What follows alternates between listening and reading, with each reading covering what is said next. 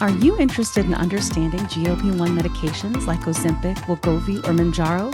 Then join us on the Plus Sides, Cracking the Obesity Code, the groundbreaking podcast helping people change their lives one episode at a time. The Plus Sides podcast is a disruptor. We're breaking down barriers, smashing stereotypes, and sharing inspiring stories that'll leave you feeling informed and empowered. Join us every week to learn from doctors who are specialists around GLP-1 medications like Ozempic, Wegovy, or Mounjaro. They'll provide you with science and facts to validate these incredible stories. But that's not all. We'll also bring you the voices of the GLP-1 Mounjaro TikTok community, real people who face the challenges of obesity-related diseases and disorders and discovered the incredible plus sides of GLP-1 medications. Our episodes are filled with heartwarming stories, laughter, and moments of triumph. You'll connect with our amazing community members who are reclaiming their health and experiencing their fullest lives. Are you ready to embark on a journey of discovery and empowerment? Tune in to the Plus Sides, Cracking the Obesity Code, and together we'll change the narrative around obesity and end the stigma.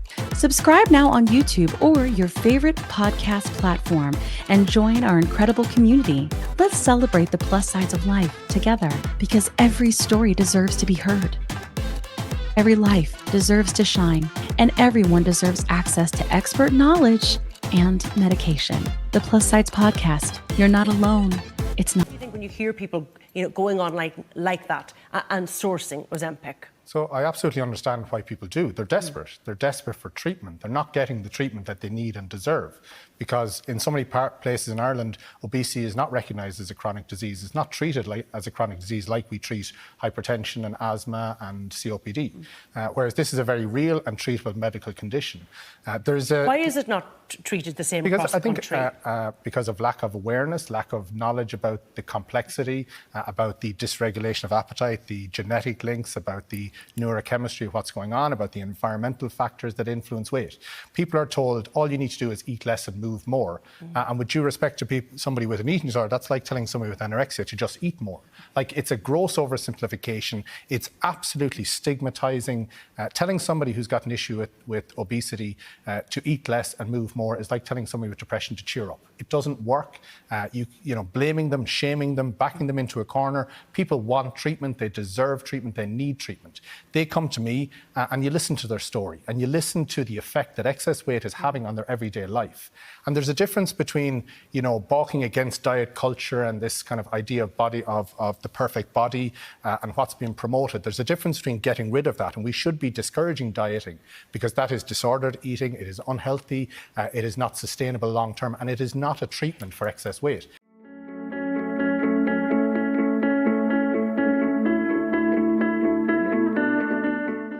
When we talked with Dr. Rachel, again, the cognitive behavioral therapist I mentioned that consulted for the whale, I said to her something about that. I was like, you know what it is? Being on the medicine has put me in a place to receive, right? Guidance on other things that have to do with lifestyle, right? Like, it's not just the weight loss, it's the mental piece of me that always was missing. I'm just in a place to receive the message and apply what they tell me to do. And it does help, but it's almost like any other disease, right? Like, how do we get you to quit smoking? Well, maybe we just get you to quit smoking first, and then we talk about the ways to quit smoking. I feel like we miss that a lot in medicine. But I also feel like there's some areas where we do that right. And I think that we've met so many people in our community that have made those significant life changes. Like, one of our friends, and she was on our show about addiction, struggled quite a bit with feeling an addiction to alcohol. Like, she's not necessarily considers herself an alcoholic, right? But definitely was drinking all of the time, also felt addicted to food. And then she started taking the medication. She did have some heart stuff before, so eventually she came off the medication because of that. But she did Mounjaro for almost a year, lost like 100 pounds. She did all the things. She changed jobs. She started doing nutrition. She exercises and walks. She started doing book clubs and therapy and all of these different things. And she has continued to lose and not gain weight, even though she's been off Mounjaro for months. Right. So it's amazing. Like, if you're but that would never work before, right? because it was all buried under obesity and alcohol and, all these different things. But now she's the best herself she could be. It's incredible, Yeah, and I think for me, it's a case of, so let's say somebody says to me, I know what to do, I just need to do it. And so I say, why is my favorite question of all time? Why can't you do it? We can't do it because of our biology, can't do it because of my hunger hormones, my fullness hormones, my reward pathways. And then I can't do it because of my environment and the shit going on in my life. So again, all we can do is control the things that are within our control. Yes. Up to recently, the biology wasn't something we can control. And now we have tools that can help us manage that. But again, it's not just that on its own. That facilitates people doing what they know they want to do. I still need to focus on my nutrition. I still need to focus on physical activity. I still need to look at my sleep and my stress and other things. But like I said, I've got more brain space because that caveman has just shut up in my brain. Yeah. And it's easier for this guy to keep his eyes on the road. So we should totally call this episode "Shut Up the Caveman." I love it. Shut up, Great idea. Shut up, caveman. Shut up, caveman. Or cave woman or cave person. Cave woman. We should. I'm not. Maybe. We should ask them the pronouns. Do you feel like over there you have a hurdle in treating people from like we've heard like from the governments over in Europe, like Belgium has completely banned like treating people with obesity with GLP medications. And I guess the UK has like put out very strict like guidance. It's not like a ban, but it's like very strict guidance on like, we only want these medications thrown out to diabetics and not treatments for obesity. Do you feel like that's like a huge hurdle? And how do you change it? Yeah, so that's a huge issue for us here. So the Medical Council of Ireland, which is kind of oversees all doctors in Ireland, sent out a communication saying do not prescribe that medication you mentioned for people who don't have obesity. So this is a medication that's for obesity, and that's all it should be used for. Okay. And I, in my medical career, have never received that kind of communication from the Medical Council about any other disease area. I've never been told not to prescribe beta blockers for migraine. I've never been told not to prescribe an asthma inhaler for emphysema or COPD. I've never been that has never happened before. So a number of us here who are kind of specialists in the area wrote a stinker of a response, and this is disgraceful. This is discrimination. This is undermining the science and the evidence. These are safe, effective treatments for the chronic disease of obesity. Why does somebody living with obesity not deserve treatment as much as somebody living with diabetes? And I'm not minimizing diabetes. Diabetes is a really important medical problem, but so is excess weight and obesity. So diabetes affects somebody's health, their medical health, their metabolic health. It might affect their physical function and psychological health and well-being. So does obesity. So why is one more important than the other? Well, in Ireland, the attitude is, well, your weight is your responsibility. And again, we saw in the Action.io studies and lots of studies, that's how many people living with excess weight feel. This is my fault. I've eaten myself into this situation and I don't deserve treatment. So people who have felt marginalized and, felt it's their fault their entire life and who felt they don't deserve X, Y, or Z are now being told, well, no, you don't deserve it. And that is absolutely disgraceful. So we pushed back and it made no difference whatsoever. And that's where I said, I thought we were winning in the changing the narrative up until these shortages. Because all the pharmacies in Ireland got the same communication from their regulatory body saying, don't give these medications either. So I can have a really fabulous consultation with somebody. We can share an understanding. We can talk through all the treatment options and they can kind of say, this is the one I think will fit my life best. We can talk through the pros, the cons, the side effects, the benefits, the cost, lifelong treatment. We've done all of that. And then I give them a prescription. They go to the pharmacy and in 30 seconds, they're absolutely annihilated. They're told you shouldn't be on this. You're stealing this from somebody who's living with diabetes. But that's unacceptable. But that's bias and stigma in the world.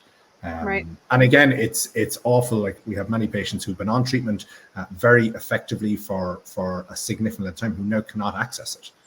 And again, I know there are shortages all over the world. And, I think pharmacies in Ireland here are probably getting about 30% of the medication that they need, for the demand that's out there. So it's leading to these situations of who deserves treatment more. And again, that's causing a huge problem. So I think, and some of that again has to come back to the pharma companies and their production and how these medications have been launched and put out there. and kind of, that they didn't plan on the demand that there would be. I think, again, some of it does come down to the inappropriate use that's happening. And, any media article over here, you'll hear about the skinny jab, you'll hear about Hollywood's worst kept secret, you'll hear about, quick fixes. Again, like that's the narrative that's been portrayed, and it's the thing here. There's no positive media, anything about any of these medications. Everything is negative. It's either someone died, like they had. We are. Yeah.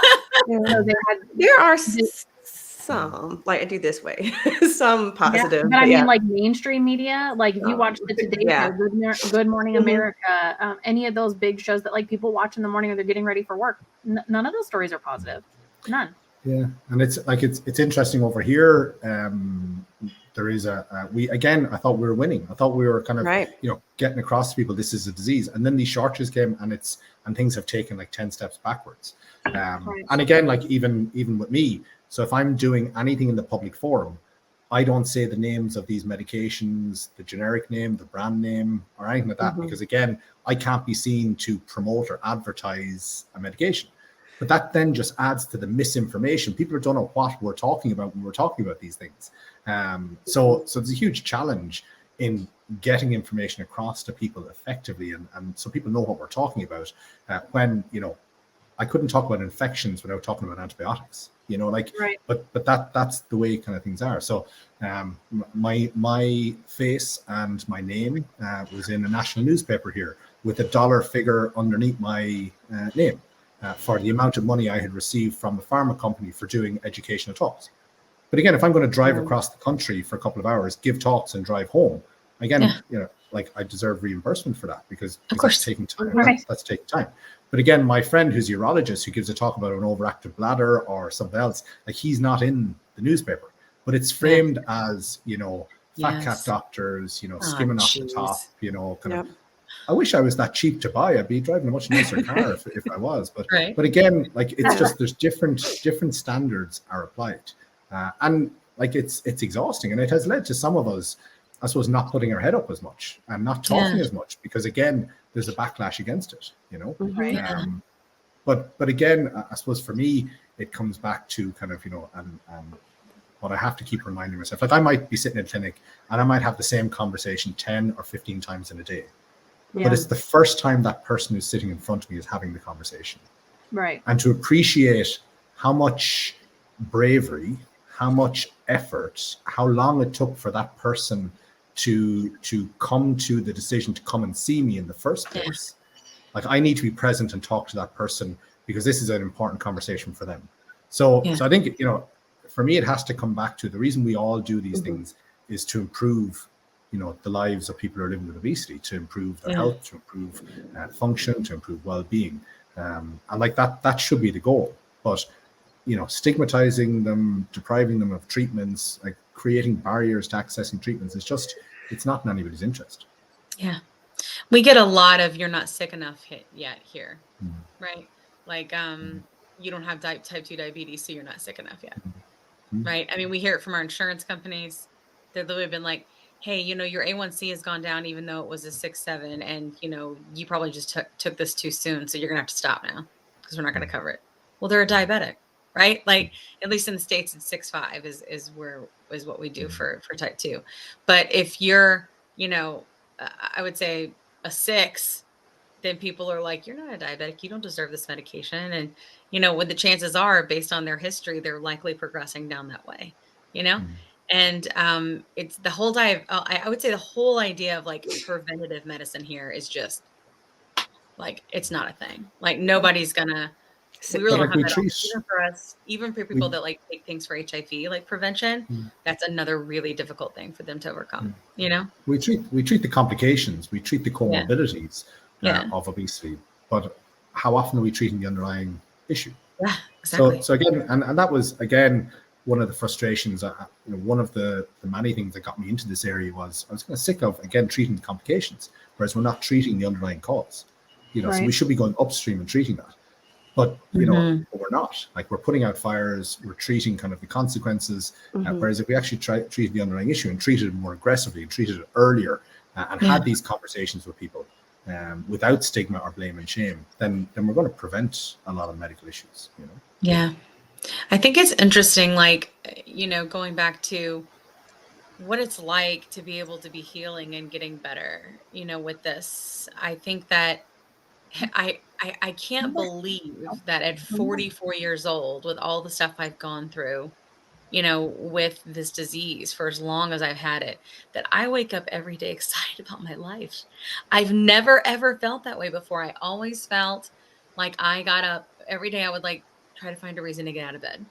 Right. And because I have a son that I'm like obsessed with, it took me a long time to have him because obesity. And now I have him and he's so incredible and brilliant and like just all the things. I would always be like, that's what I'm getting out of bed for, Well, here's the thing. He just turned 11. And so now it's like he needs me less ways that I'm a mother now. So what am I getting out of bed for? And the answer is for me. Like, and that I never, ever, ever thought that would happen. And it's just been legitimately one of the most incredible experiences of my life. And I just want everybody to know about this, because it's been so miraculous. And I'm so thankful that you've come to talk with us about this. And the things that you've said, man, we're going to be clipping that all over the place. So just get ready for the flood. Yeah, I think for me, it's a case of like, and most people I see would say, I've done it all. I've done all the diet stock. I've done all the programs. I've invested, hundreds of thousands in this. And with a very smug smile on my face, I'll say to them, you've never been treated. Yeah. You've got a medical issue. Yes, it's indeed. never been treated. We wouldn't DIY blood pressure. We wouldn't DIY asthma. We'd say, no, you deserve treatment. You deserve support. How can I help you and support you? And more importantly, how can we, for me, I run a medical weight management clinic, but I think it's vitally important that we give people information. So I put all the treatments on the table. I talk about surgery, I talk about medications, I talk about life treatment. I talk about the pros and cons of each. And then it's about figuring out what is the right treatment for an individual.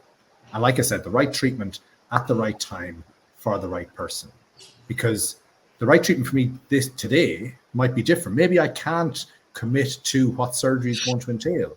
Maybe I can't afford it. Maybe I don't have insurance coverage. Maybe I can't access it. Maybe, maybe I want to become pregnant in 6 months or a year, and the advice is that I would wait longer.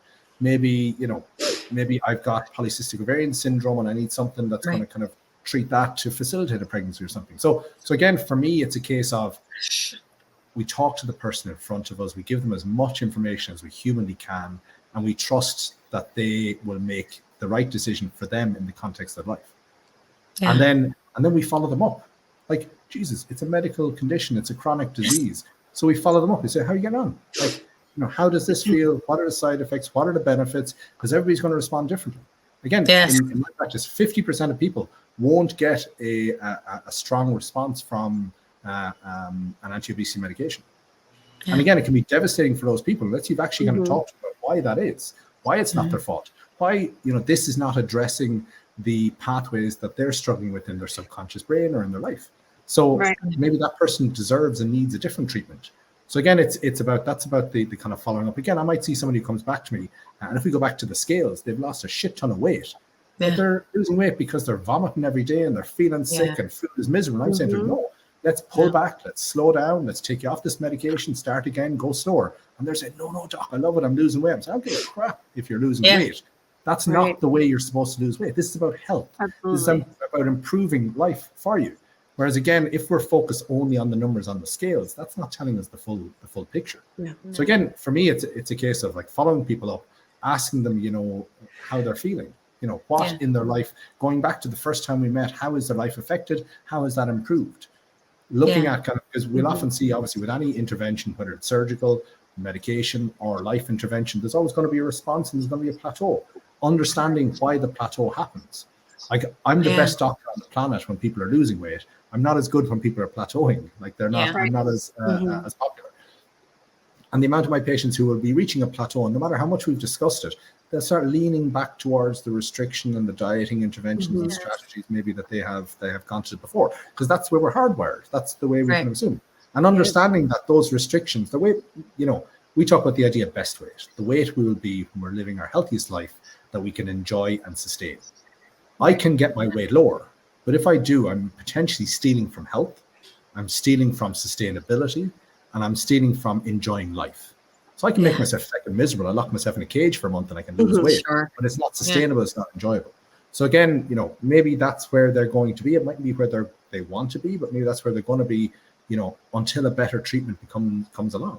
And if they're not getting the same response, if they're not getting the response that they need, maybe we need to reassess it. And maybe we talk about a different medication. Maybe we talk about adding a nutritional component. Maybe we talk about kind of going towards surgery. Like here in Ireland, surgery is incredibly stigmatized.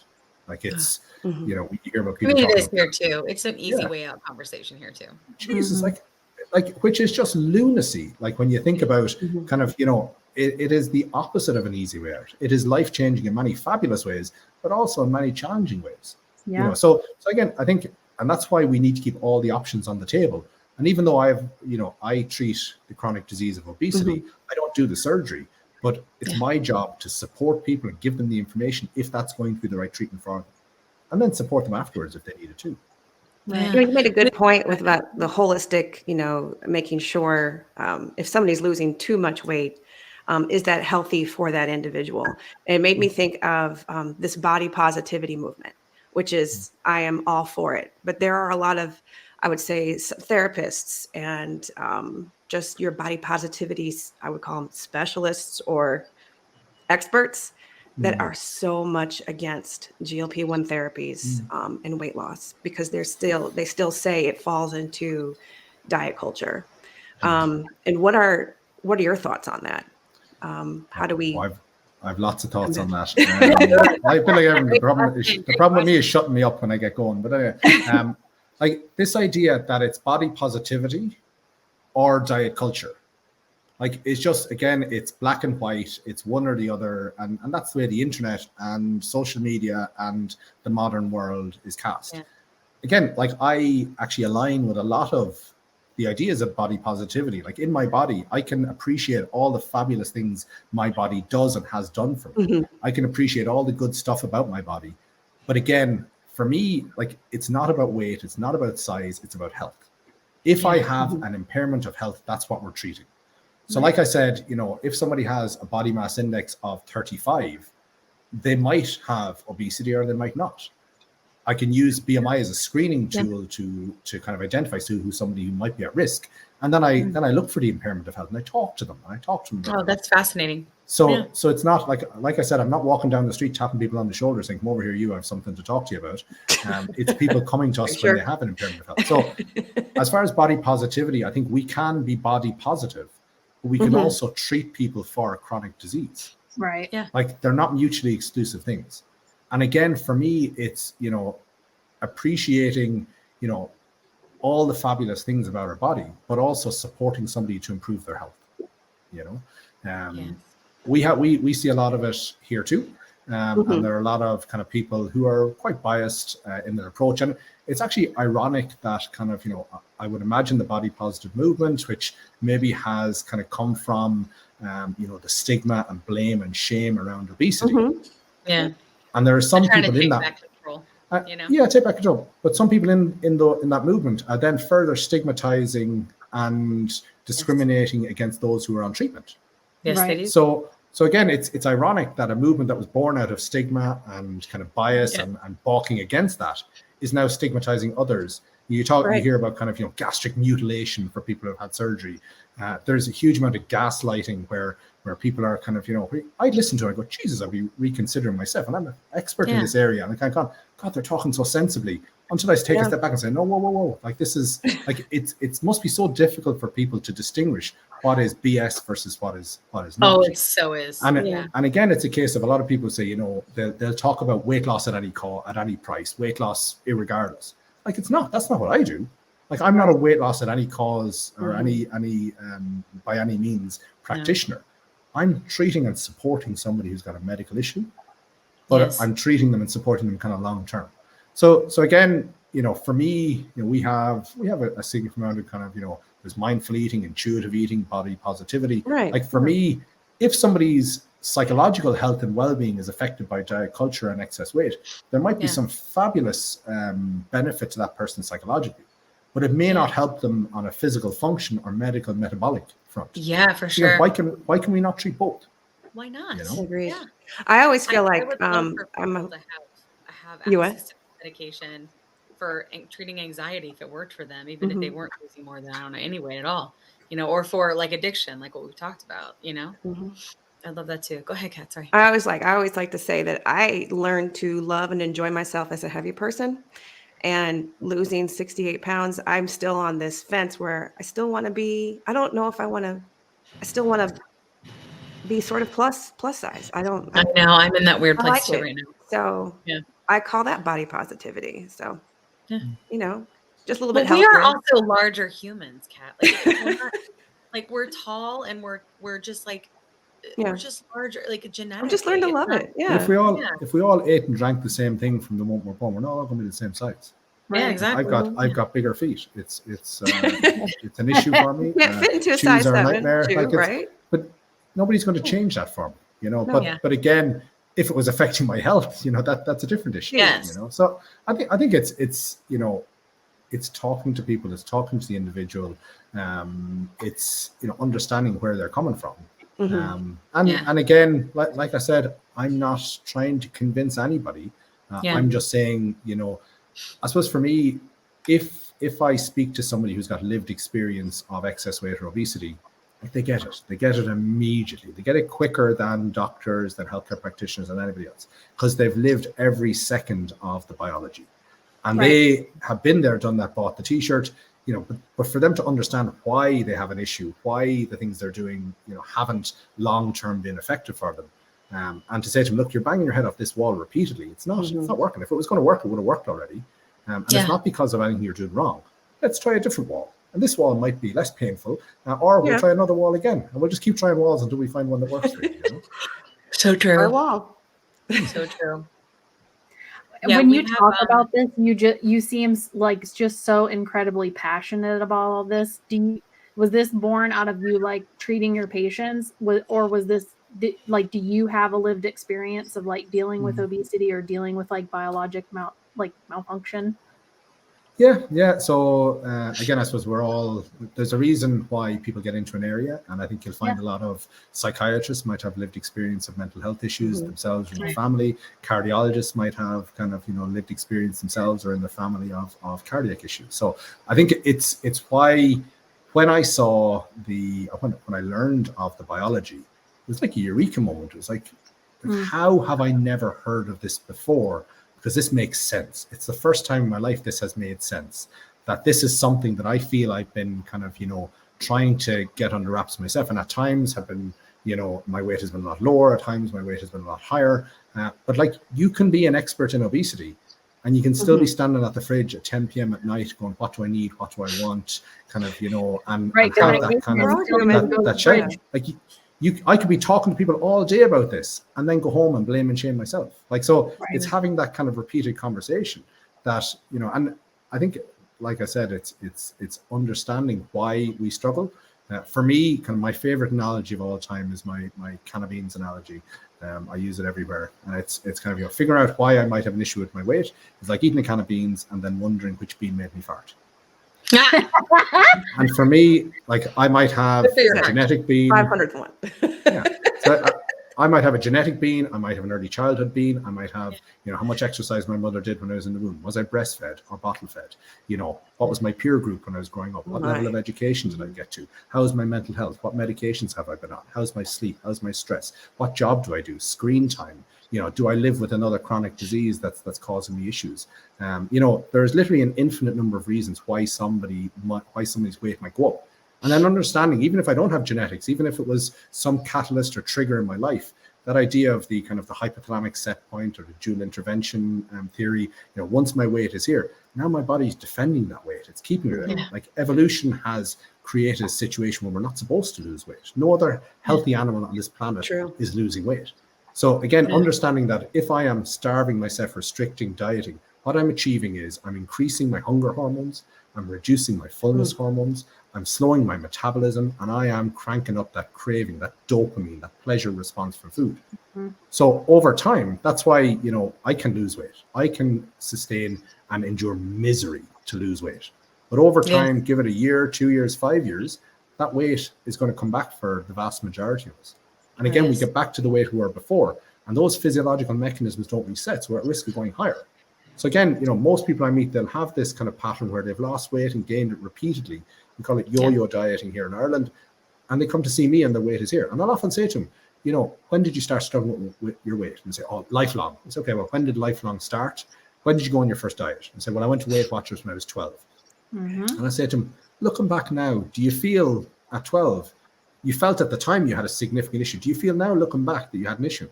And I say, oh, she was bloody gorgeous. I don't know what I was at. But my friends were going, or society was telling me I need to be smaller, or the clothes that I wanted to buy were a different size. So they started on the hamster wheel. The first domino went, and they lost weight, and that weight came back. And then they were in the cycle of losing and gaining, losing and gaining. And you superimpose life on that, and it just becomes much more challenging. You know, the amount of people that I meet who say, geez, if I could go back to being the size I was when I first went on a diet, you know, it'd be amazing. And yet they've been banging their head off that wall over and over time. And this is a genetically conferred, neurohormonally regulated, complex, progressive, relapsing, remitting disease that is heavily influenced by our environment. Definitely. I'm wondering, like, so I've talked a lot about on the show how I used to have a lap band, and again, like how I have, I say almost how I had, I don't know how You I had that sucker removed. I'm so excited. Yeah, I did. I did. I removed, and so, which is why I needed to reschedule because I was in 5th grade. But I'm good now. But I had a lap band, and I still had it. Like, I've had it for 16 years. I don't anymore. Bye-bye. Evicted.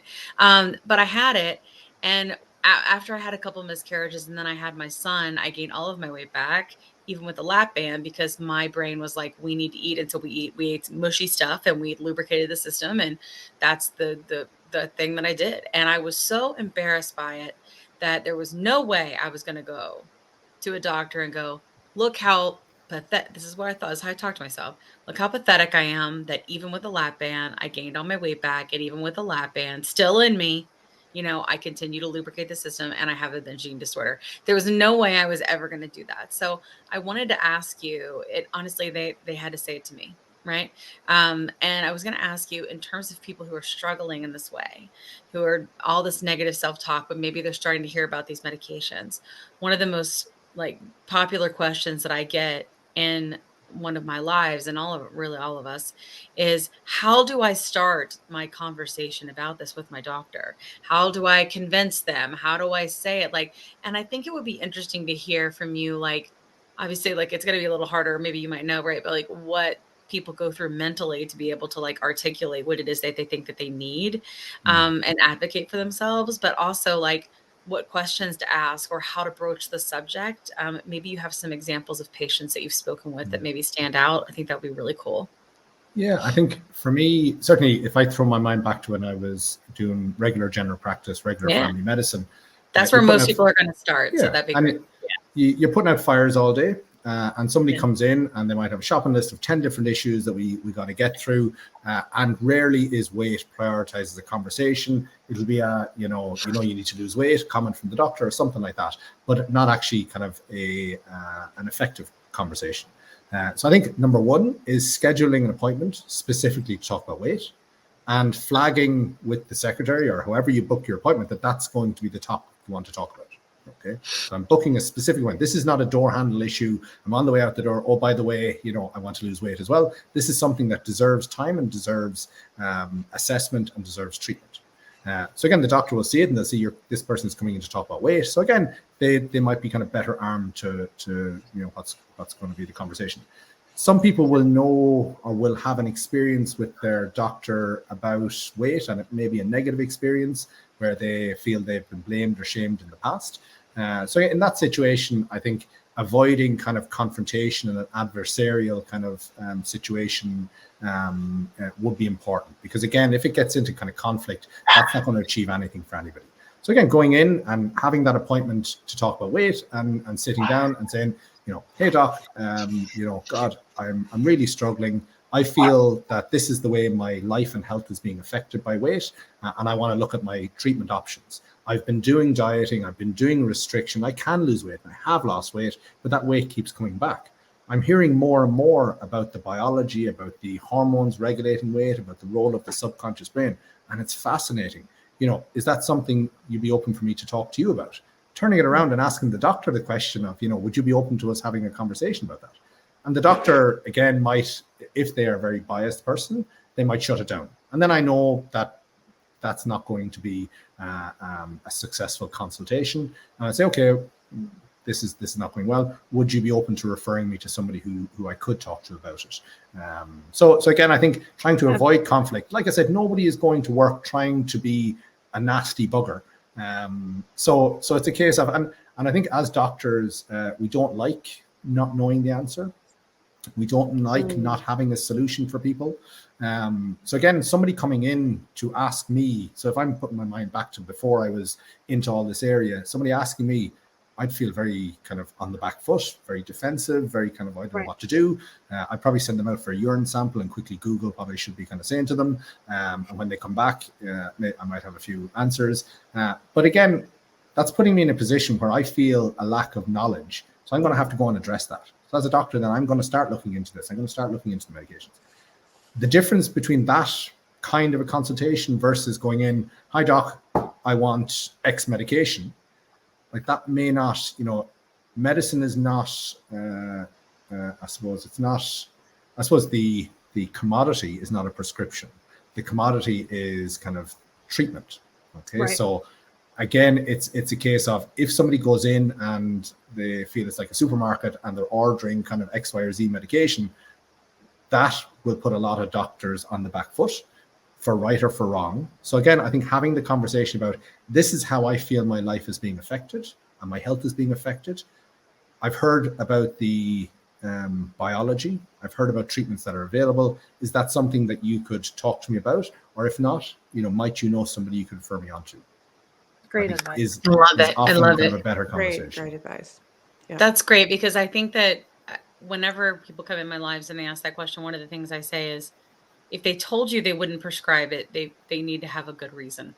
Like it needs to be because of your health, or and I also wonder too, like, what's a good way for a doctor to handle it, right? Like, so if they don't know the answer, which we in our country, most of them don't. Okay. And I seriously doubt they're going to go jump and just start learning about metabolic disorders and all these different things. So what's a good way for them to, is it just to refer out? Because I feel like it's such a big problem. We need our GPs to learn more about it. There's just not enough obesity specialists here. It's like, I think when you first qualify as a doctor, one of the most difficult things to say is, I don't know. Mm-hmm. I don't know. I don't know the answer to that. You'll confabulate and you'll kind of fluff the question and you'll kind of shift whatever else because you can't say, I don't know. With experience, you kind of go, yeah, God, we're here for a conversation. I don't know the answer to that. I'll tell you what, I'll go and find out. I know where I can go and find that information. Come back to me in a week or two. I'll look into it. Now, again, that's assuming you have a reasonable relationship with your physician and that there is a kind of collaborative approach. Some people are still in that teach and tell, paternalistic, I'm the doctor, I'm the expert, this is what you need to do. But equally, doctors are a bit like shoes. Sometimes you have to try on a few before you find one that fits right. Exactly. So again, and there are different things, certainly. So true. I have many. Yeah, in Ireland we don't have we don't have things like ABOM, the kind of board certified in obesity medicine that you have in the States. We don't have the Obesity Medicine Association, different things. So there are kind of physician locators available kind of online that people can go and look for ABOM certified practitioners who you would hope will have a better understanding of it and would be more open to treatment. But I think what does ABOM stand for? Is it the Association of Bariatric and Obesity Medicine or the Board of Obesity Medicine or something? Or maybe it's, so ABOM is like, I'm an ABOM certified practitioner. I'm not, but somebody might be. So it's doctors who have done further learning and education and have been certified in obesity medicine. And it's brilliant because, again, there's a certain level of knowledge that they will have to have. So again, there are different physician locators that people can look for if they're in the States. In Canada, Obesity Canada is a fabulous resource. They again have, different physician locators as well to find somebody kind of to treat. But I think for me, like, even though I run a medical weight management clinic, and most people are coming to see me to talk about a medication, because if they wanted surgery, they'd see a surgeon, or if they wanted kind of, nutrition input, they might see a dietitian. For me, I think it's still important to acknowledge, okay, well, this is the biology, this is what's going on, this is why it's a medical condition, this is why you deserve treatment. But treatment is surgery, medication, or life intervention. Even though I'm not an expert or don't do this one, this might be the best one for you. So again, people might kind of go in and say, I want the medication. That may or may not be the best treatment for them, but that requires a conversation. So I think it's kind of having a conversation, but that also then requires the practitioner listening to the person, Absolutely. Again, I do often say, if you have to convince your doctor, it's the wrong one, right? Like, if you have to sit there and bring studies and go through all of these things, and that's not the right guy. You know what I mean? And it's kind of challenging. I have a final question I wanted to ask you, but I just want to make sure the ladies had opportunities to say things, because I'm pretty sure my chat is broken. Because I'm having like all these technical things and binging going on. So I wanted to make sure that they had an opportunity to ask anything that they may want to before I asked you the final one, which will wrap it up so lovely in a bow, I swear. I'm good.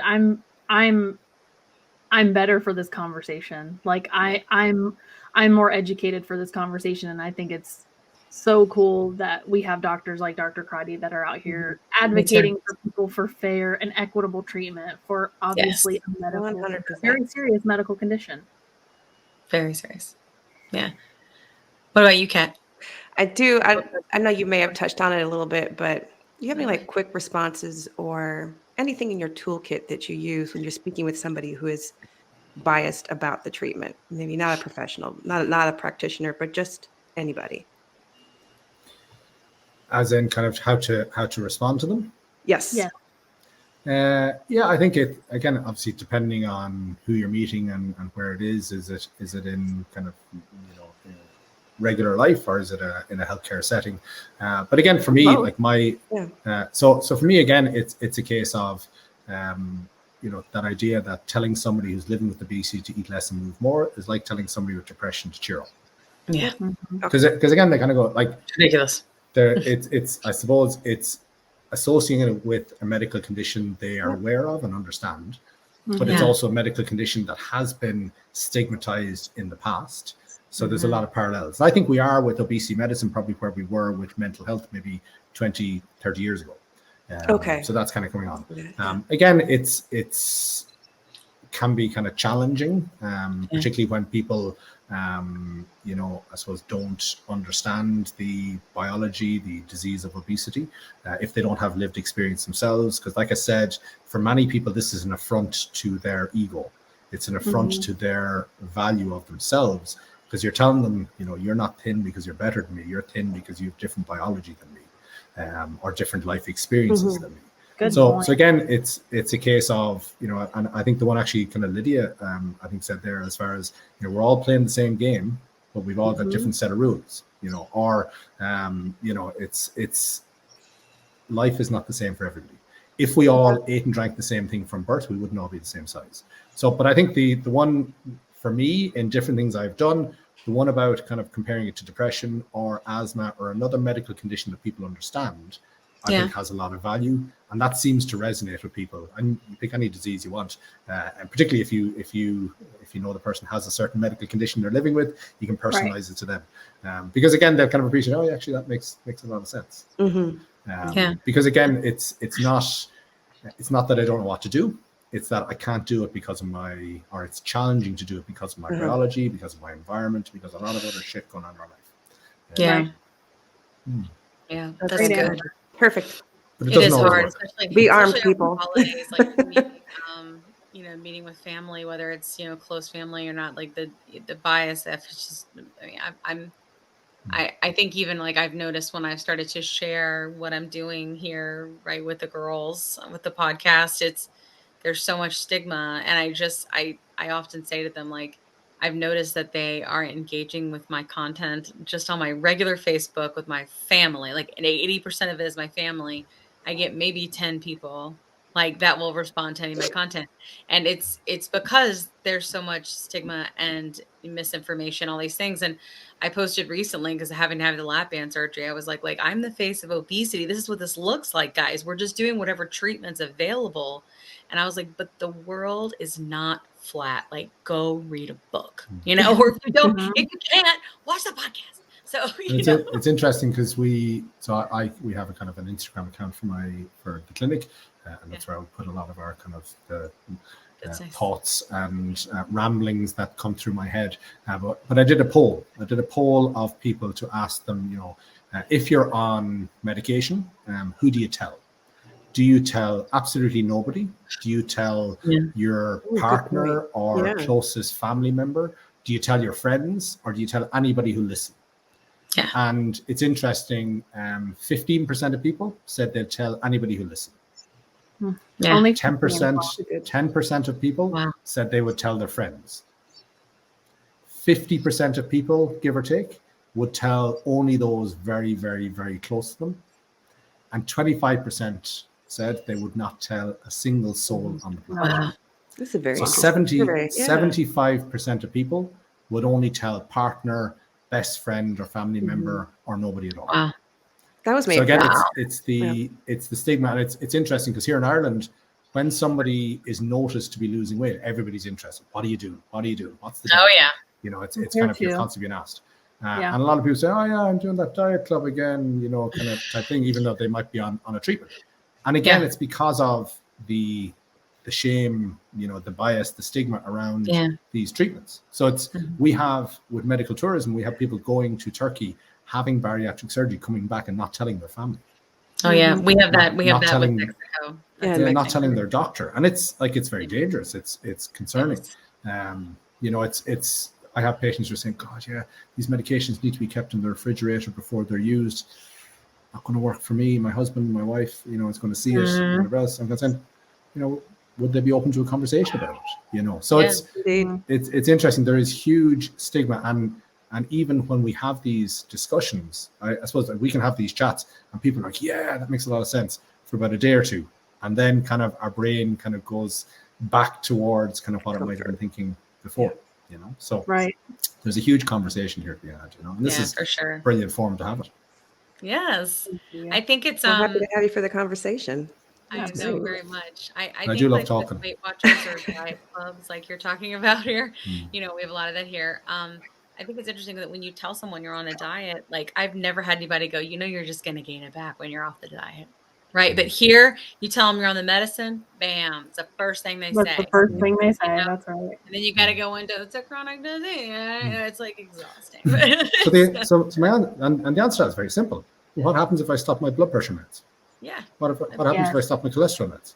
Yes, that's always the argument I go to. Like if I had a heart condition, and I was on medication to treat my heart condition, would you tell me to stop taking those, or would you tell me I'm stealing it from somebody else? Or if I was taking it to prevent a heart condition, would you tell me I was stealing it from the people that were, 10 steps from a heart attack or whatever?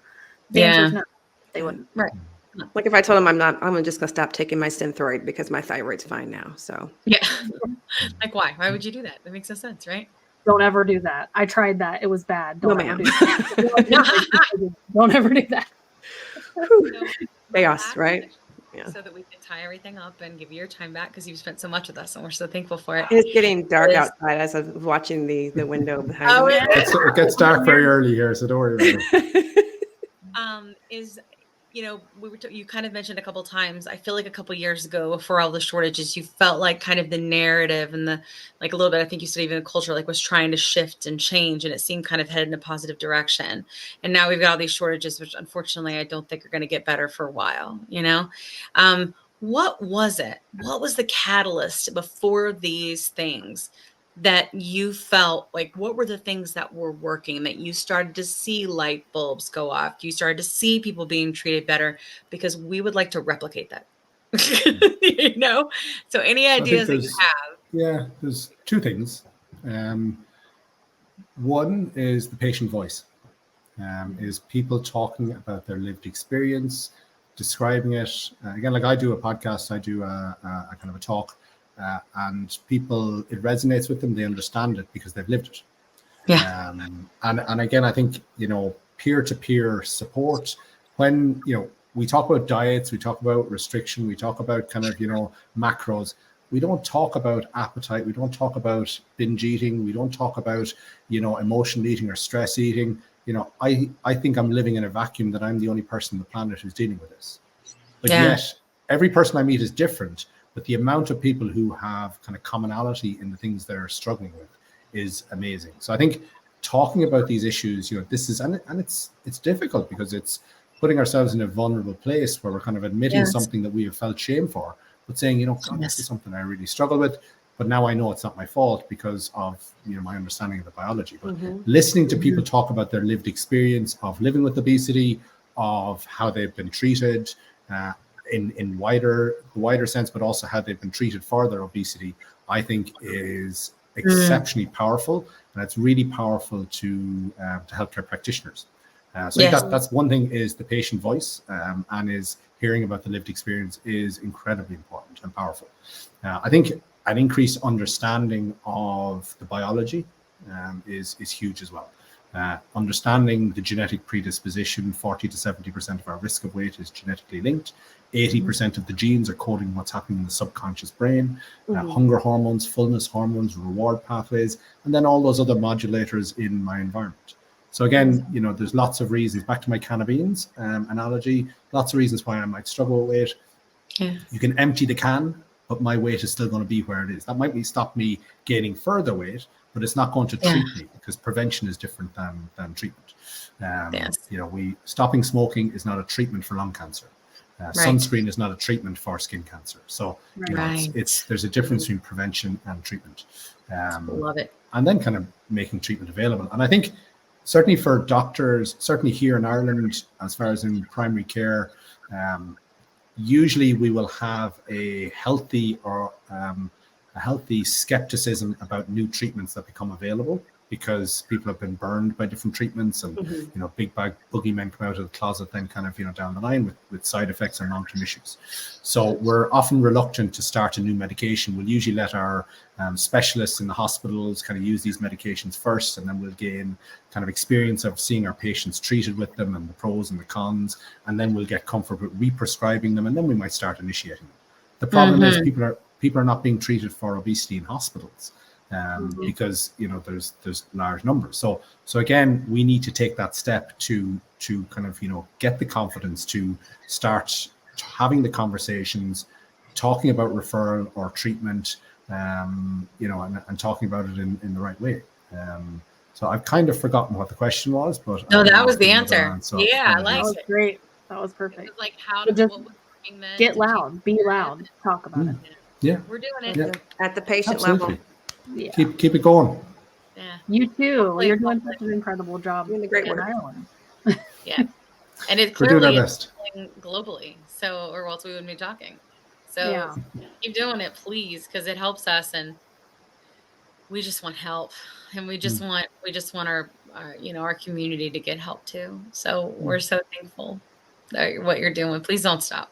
Please don't stop. I know it's brilliant. It's brilliant to have the opportunity. We have some fabulous advocates here in Ireland. We've got a group called the Irish Coalition of People Living with Obesity, the ICPO, who do brilliant advocacy meetings, who support people, who kind of we bring who come and give us kind of insights into the lived experience. And I'd honestly say, I've learned more from people living with obesity than any book, than any medical teaching.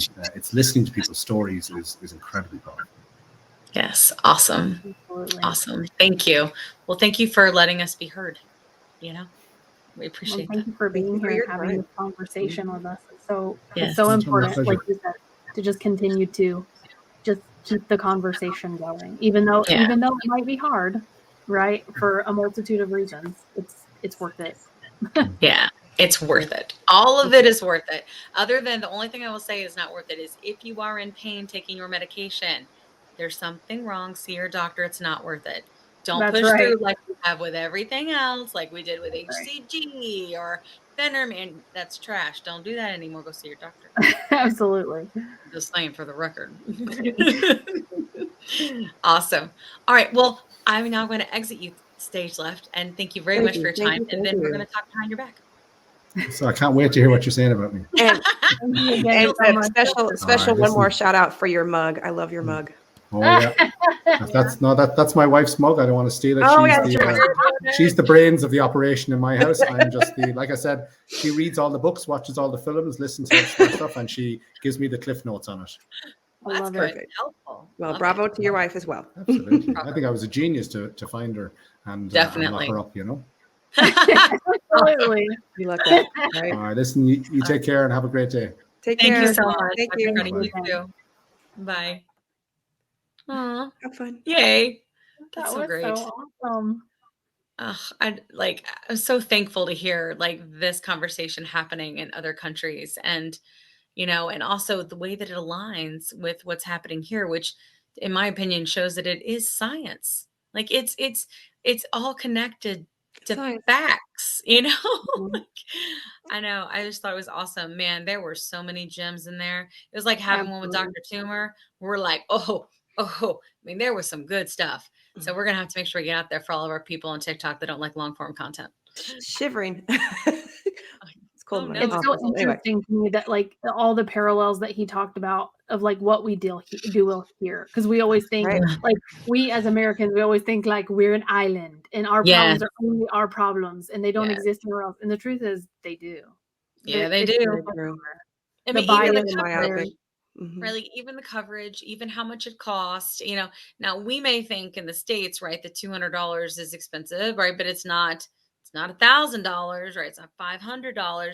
But, Right. in terms of income and the way that their countries work, $200 is a tremendous amount of money, Right. So I think Mhm. that's just something to think about. And so it is people that have excess $200 to be able to spend on, treating their health and treating their disease. And Right. that's it. So it's not like, and this is the second time we've had someone on our show from another country that says like, no, we ain't got to figure it out and we ain't doing it right. And so I think the more we hear people say that, we're like, listen, I know you think that like socialized medicine is like the way, but maybe it is in many areas, or I don't know, but like I promise you, it ain't for obesity treatment. Right. It's still sick care. Yeah. It is. Yeah, it's a sick care It's system. still sick care. It still is. Yeah, like people say, yeah, you're definitely going to get great treatment if you break your leg. Like you need some treatment real quick. Like we got you. Best thing you can get, right? But when it comes to these other things, especially things that haven't, even though all the science backs it up, that this is a chronic disease, especially with all of that. I can't believe that he is called out for once being a speaker. That doesn't happen here. Like we've got doctors all over the place that are speakers for Novo and Lilly and all of that, and then he's called out for that, or that he's called out for even saying the names of the medications. Yeah. Like that must stifle him so much in being able to educate. The media I was in Europe really shocked to hear that and disappointed for him. the media in Europe is a whole nother level. Yeah. It's Still, it's that whole bias thing. It happens Yeah. all. He's correct. I have friends who work in like medical device agencies, cardiologists that give talks. Yeah. Yeah. So this company will pay him, compensate him for his travel. And Yeah. not And for his expertise. He should be paid for his expertise as well. Like I think that's just garbage that people are not like, like I consult for telehealth. Why? Because I have a marketing background and because I have a lived experience and there's and you know what? I'm not like I charge. And there's nothing wrong with that. It's a tremendous amount of time away from my family and all of these different things. So you have a certain expertise. Why would you not be compensated for that? It's not like you're rolling in dough here, but like you should be able to be. I hate that for him. For me, it was just another parallel. It's just another parallel that's trying to like in America, the media outlets trying to sort of villainize obesity, treatment for obesity, and these medications, and physicians and patients talking about these treatments. It's all like a level of villainy for it really not just is the outlets here, but here too. everywhere, across the pond. Exactly. Yeah, I mean it really is. Well, I thought this was such a good episode. I think people will really like to hear it. Absolutely. We got season 3 coming up in January. I think it's really good time to be able people see this during New Year's resolutions, right? So that when they're going into it, they're not going into it with, oh, I got to lose 20 pounds, 50 pounds, 100 pounds. No, you need to improve your Don't health. punish your body. And this would be a Don't really punish great your way body. for you to do that and just learn and watch the plus sides and, come Yeah. visit us on TikTok and talk to your doctor. And I love his tips at the end for like how to broach that conversation. So many people are nervous about it. So I think nice, like we can tell them all day long and that's great, but hearing from an actual physician, also one that, when we heard that too, like we had Chase on the show from IVM, right? We had him on the show, like episode 2. And he said, listen, I even thought that way. He's like, I did too. But the difference is, I think now is there's no more fucking excuse for it. Like I get that we thought that way in the past, but there's no longer an excuse. You need, and the bare minimum, if you don't feel comfortable with it, either say, I don't know, I'll go find out, or say, here's a specialist for you to go to. And that's got to change. That's got to change. I have no more, I am in a better place to forgive doctors for the way I've been treated. Right. Yeah. But I'm not in a place to forgive the ones that continue to act ignorant and asinine. Yeah. Just 100%. I agree. Yeah. It's no longer an excuse. It's not acceptable. Especially like what you mentioned, Kim, the doctor that didn't even say hello or didn't speak to you, just said, I'm concerned about your weight. Yeah. Yeah. The minute she walked in, I've never even met her before. And she goes, your weight's a concern. I'm like, who the F are you? Hello, it's nice to meet you. Like, I live in this body, Yeah. Wait a minute. Every day. I was like 200 pounds, guys. Like I was young and like 200 pounds. Like I wasn't, I was like in high school. So 200 pounds in high school is quite a bit, but I was also a bigger human. Like, oh my God. And then she said that to a teenager, you're already sensitive. You're already having. I was on Flagline, very, very active. Okay. Very active. To me, I was a good size me. Now I got made fun of and all the things like all plus size kids in high school usually do, at least when we were growing up, but yeah, like that's been the kind of experience. Even when I was pregnant with my son, and this is when I should have known to leave that doctor. The woman walked in. The first thing she said is, obviously, kid you not, your weight is the biggest risk factor. Well, I'm fucking pregnant now. So how about we talk about how to solve for these things instead of you telling me that I'm fat and now I'm pregnant. What are we doing? What are we doing here? You know what I mean? Like that shouldn't be the thing. And you know what? It wasn't a concern. It was never a problem when I was pregnant. So it's like, they just make these like assumptions because they read these things in these books that are 20 freaking years old and don't have new diets. And they treat us not like people and not like humans that have been struggling in a body that frankly, I feel like has constantly betrayed me. I say all the time that I feel like so many doctors need more training with like their bedside manner and like not even just GPs or like obesity doctors, once they get there, they're great. But for sure.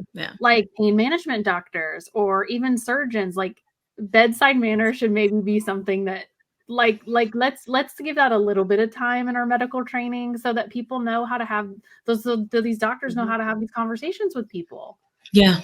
But we're up against almost like hundreds of decades of bias being taught to our profession. So bad. Yeah, it really is. Yeah. There's just no excuse for it anymore and it has to stop. But now we have those post-visit surveys, right? Oh yeah. So there's something. There's something.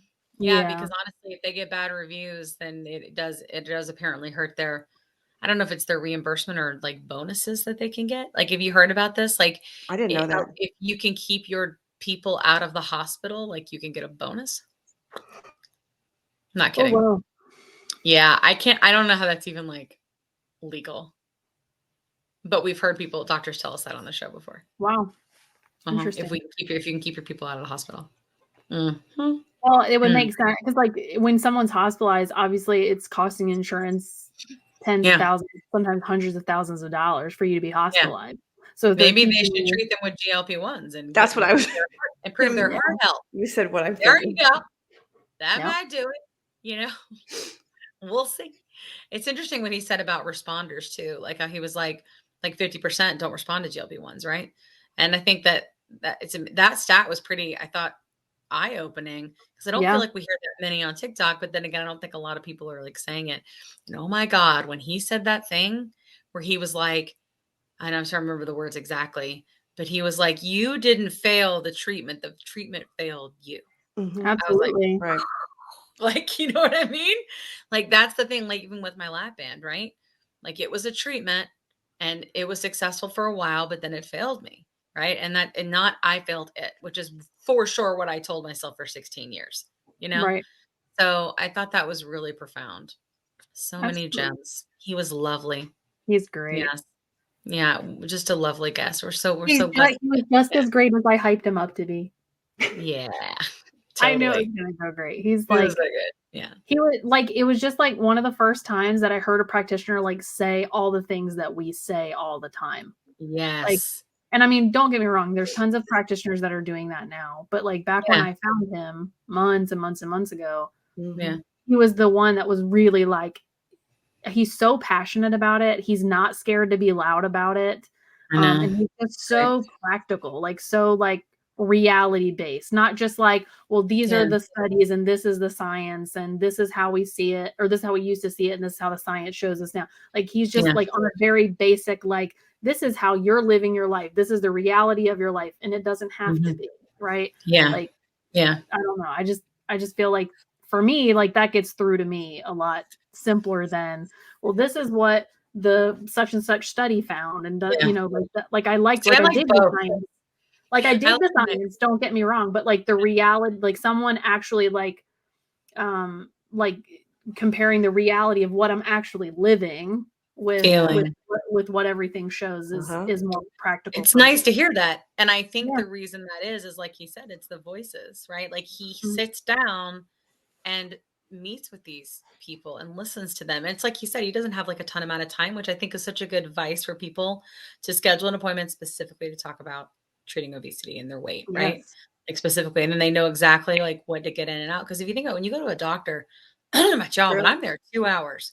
I wait in the room, and then I gotta go do my weight, and then I gotta go do my vitals, and then I hang out with like a PA or something who does like more stuff. And then by the time I'm out of there, there's been 2 hours, and I Right. spent maybe 10 minutes with the doctor.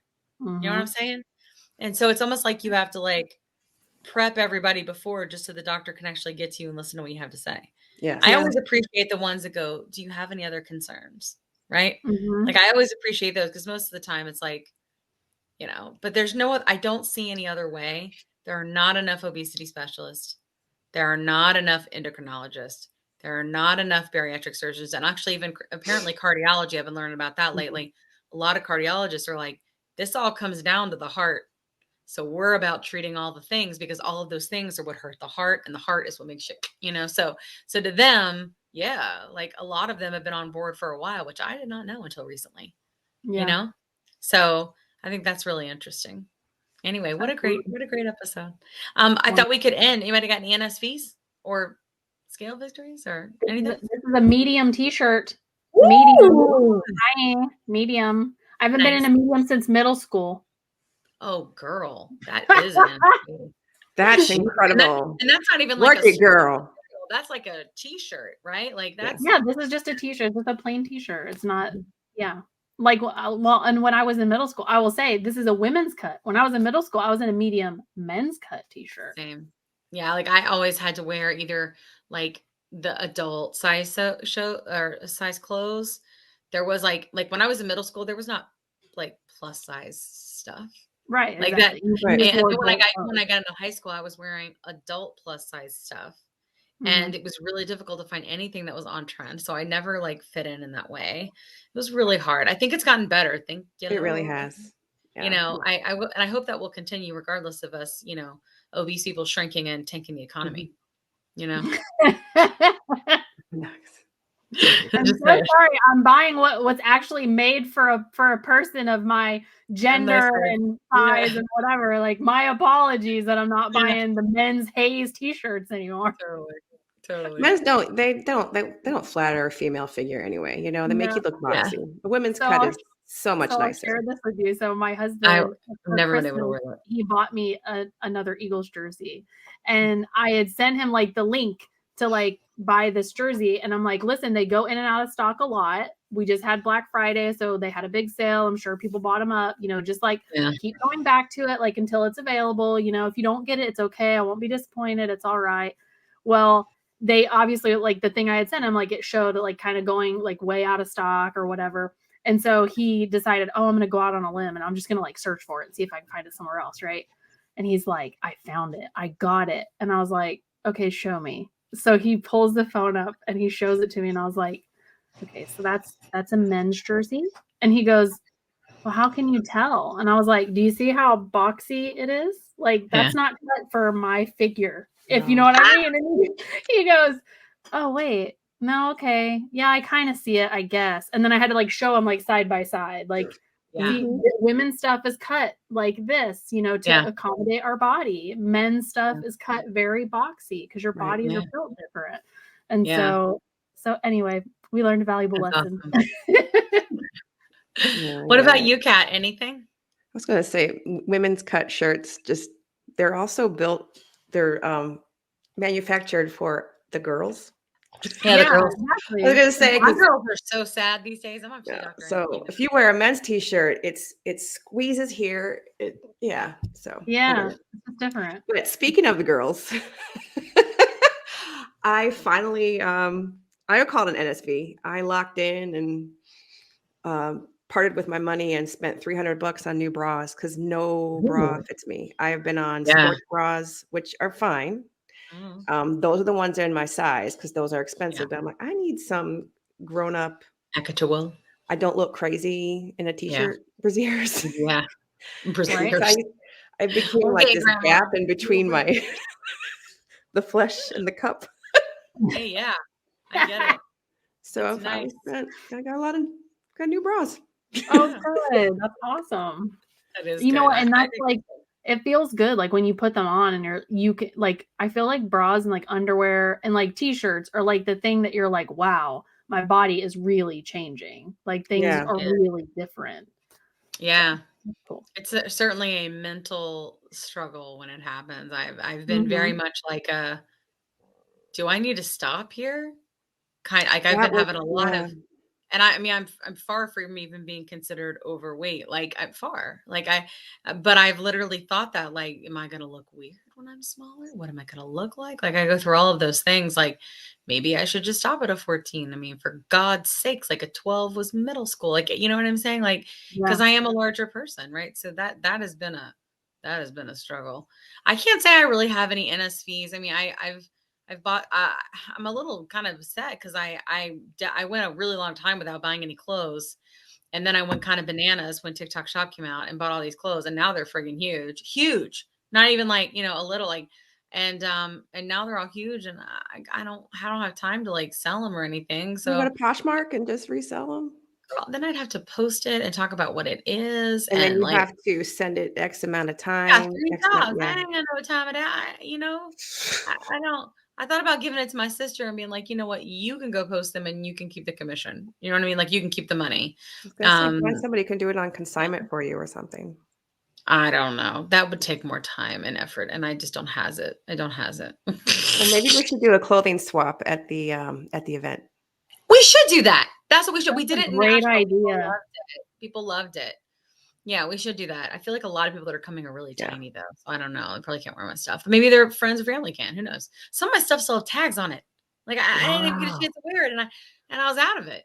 But I also think because of the body dysmorphia kind of thing, like I was buying bigger sizes and not really knowing what I was wearing. And that's a struggle I'm still not sure. Yeah, you don't know. I'm like a large size to buy. Right. Yeah. I like over the weekend I was at Costco and there was this really nice like flannel shirt that was Sherpa line, and my husband's like totally into those, and we're kind of like the same size right now, and I'm just kind of like looking at it going, no, I think this is too big. This isn't, no. And it was like the normal size that I would buy like a large X or an XL, right? And I thought XL for you, Lydia. I thought, no, there's no way that a medium is gonna fit me. And I was like, you know what? I don't care. I took my jacket off. Weird, right? I tried it on and I'm like, what the heck who is this person? feels like it's sort of an out of body experience when you've lived so long in a bigger body and like in your brain, this is my size, and it's not. Yeah. And Dr. Toomer has been very open on one of the shows before where she was like, I cry sometimes in the dressing room, and it's not because they're the reasons I used to, right? Like it's because I don't like being this small. Do you know what I mean? And it kind of scares Dr. me. Toomer said she likes to keep some weight on her. She likes to have a little, The Dr. Toomer has significant health issues, and she needs to take the medicine. It's not just because of obesity; it's because type 2 and her heart issues. So I understand why that would be such a struggle mentally. It all really is. This why, but you know what? The medicine put us in a place, like we talked with Dr. Rachel, to receive therapy and changes and, cognitive behavioral type of changes, right? So I hope everybody takes advantage of that. And we will be having Dr. Rachel on more to talk about how we can do that, because we were very honest with her about like, listen, there's so many people that can't afford it, or they're not going to do it or whatever. And she was like, how can we help? So she's going to be on more to try to at least help us with that, in generally speaking, right? Like not actually helping a specific human, and maybe you'll be able to use some of those coping skills, to change and help you through this journey, All right. Yes. Let's wrap it up. It's been 2 friggin' hours. exciting. YouTube's going to be pissed at us. We're going to have to cut it in 2 parts. Oh, that editor. She's too much. I'll tell you, that editor. Crazy. That editor. All right. So, hasta la pasta, and we will see you next week. See you guys. Then join us on the Plus Sides, Cracking the Obesity Code, the groundbreaking podcast helping people change their lives one episode at a time. The Plus Sides podcast is a disruptor. We're breaking down barriers, smashing stereotypes, and sharing inspiring stories that'll leave you feeling informed and empowered. Join us every week to learn from doctors who are specialists around GLP-1 medications like Ozempic, Wegovy, or Mounjaro. They'll provide you with science and facts to validate these incredible stories. But that's not all. We'll also bring you the voices of the GLP-1 Mounjaro TikTok community, real people who face the challenges of obesity-related diseases and disorders and discovered the incredible plus sides of GLP-1 medications. Our episodes are filled with heartwarming stories, laughter, and moments of triumph. You'll connect with our amazing community members who are reclaiming their health and experiencing their fullest lives. Are you ready to embark on a journey of discovery and empowerment? Tune in to the Plus Sides, Cracking the Obesity Code, and together we'll change the narrative around obesity and end the stigma. Subscribe now on YouTube or your favorite podcast platform and join our incredible community. Let's celebrate the plus sides of life together, because every story deserves to be heard. Every life deserves to shine, and everyone deserves access to expert knowledge and medication. The Plus Sides Podcast. You're not alone. It's not your fault.